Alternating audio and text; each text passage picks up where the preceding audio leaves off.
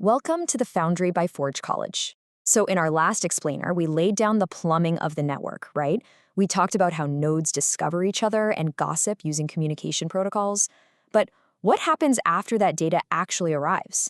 Well, today we are diving into validation and consensus integrity, a really crucial part of our Understanding Nakamoto Consensus course within the Bitcoin Fundamentals track.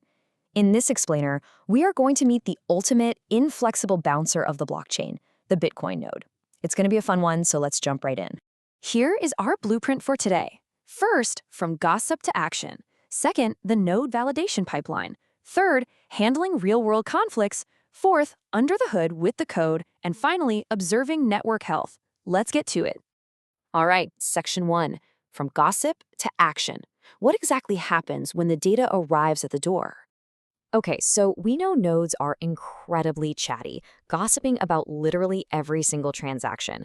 But imagine a bouncer at a super exclusive club. That bouncer doesn't just let everyone in because they happen to be standing in line, right? They have to verify them. Well, the Bitcoin node operates the exact same way.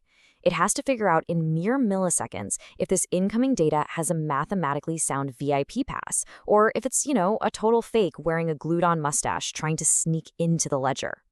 Which brings us to Section 2, the node validation pipeline, also known as the deterministic checklist. To make that rapid-fire VIP decision, the node doesn't just guess. It relies on a highly structured, layered filter. There are 4 main layers to this pipeline. First up, structural checks. These are the easy ones, like is the message formatted correctly? Are the sizes within limits? If not, drop it immediately. Second, we have cryptographic checks. Do the signatures actually validate? Does the proof of work target hold up? If it fails here, the node rejects it and might even ban the sender entirely. Third are contextual checks. Does the node recognize the parent block? Do the unspent transaction outputs, or UTXOs, actually exist? If it's missing the parent, it'll temporarily buffer the data. And finally, consensus rules. These are the absolute heavy laws of the network, like block size limits. Breaking these, that results in permanent rejection. The pipeline strictly moves from those cheap structural checks down to the deep, computationally expensive consensus rules. Now, the absolutely crucial takeaway here is this concept of deterministic validation. This is a process where identical inputs always produce identical accept or reject outcomes across all honest nodes. This determinism is quite literally the glue of the network.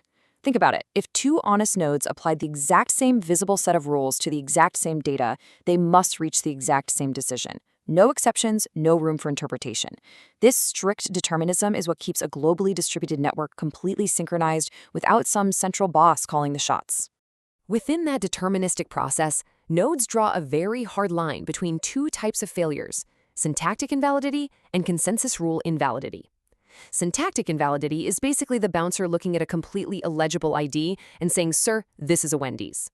It's a local filter that causes an immediate drop. Consensus rule invalidity, on the other hand, that means you broke the fundamental laws of the club. You tried to spend money you don't have, or you tried to create a block that's way too big.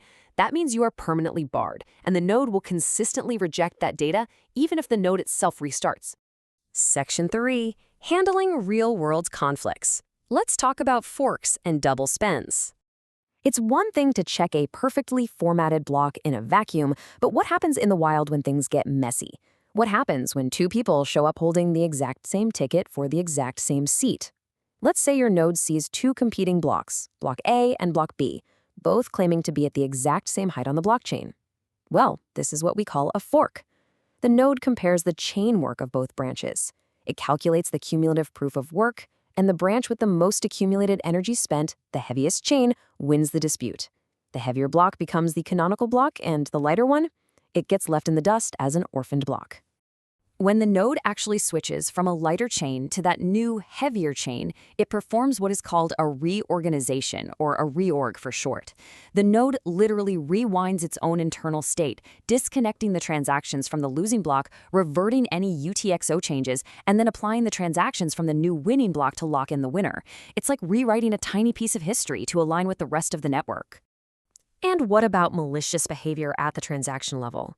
If a transaction tries to double spend a UTXO that the node has already accepted into its mempool or a block, our strict bouncer flat out rejects it, logs it as conflicting inputs, and drops it immediately. It absolutely will not relay that scam to anyone else, effectively stopping the bad actor in their tracks. The sheer efficiency here is just beautiful. The node handles this locally to protect the wider network. Moving right along to Section 4, under the hood, the code. Let's look at the math behind the bouncer's muscle. So what are the actual mathematical tools, the code, that makes these early, cheap validations possible before the node wastes precious energy on expensive script execution? Well, the core of the bouncer's muscle is cryptography. For proof of work, the node uses a simple but incredibly robust double SHA-256 function. First, it serializes the block header. Second, it hashes it once with SHA-256. Third, it hashes that resulting digest again. This double hashing creates a definitive cryptographic fingerprint that the node then compares against the network's current difficulty target. It's a super fast mathematical check that proves enormous computational energy was actually spent. And to ensure absolutely nobody swapped out transactions inside a block after the fact, the node relies on something called the Merkle root. The Merkle root is a single cryptographic hash that sits right there in the block header, but it represents every single transaction inside that block. The node verifies the Merkle root against the header before it even bothers looking at the individual transaction scripts. It computes this by listing all the transaction hashes, hashing them together in pairs, and repeating that process level by level. And by the way, it duplicates the last item if there's an odd number, until only one root hash remains. This clever pairwise hashing trick guarantees that if a malicious actor changes even a single byte in one tiny transaction buried inside a massive block, the final Merkle root will completely fail to match the header. The node immediately spots the fraud and drops the data like a bad habit. Finally, Section 5, observing network health, watching the logs. So with thousands of nodes independently enforcing these rigid rules all around the globe, how do we actually know the network as a whole is healthy? Simple. We watch the logs.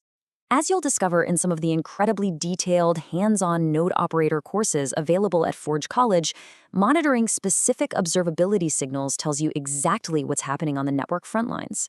You really want to keep an eye on your mempool size, average fee rates, peer misbehavior scores, and your rejected message counts. These aren't just random numbers, folks. They are literally the vital signs of the blockchain. For example, let's say you see a massive, sudden spike in rejected blocks, or a sudden wave of peers getting banned by your node. That is a huge red flag. It usually means someone on the network is either running horribly broken, buggy software, or worse, they are actively trying to launch a coordinated attack against the consensus rules. By following a strictly ordered timeline, nodes efficiently share state while vigorously protecting their own processing power. They do a header's first sync so they aren't downloading huge files blindly. They verify the proof of work and the Merkle root early because it's computationally cheap. They buffer missing data safely, and they execute the expensive, heavy transaction scripts absolutely last, only after the data has already proven itself worthy.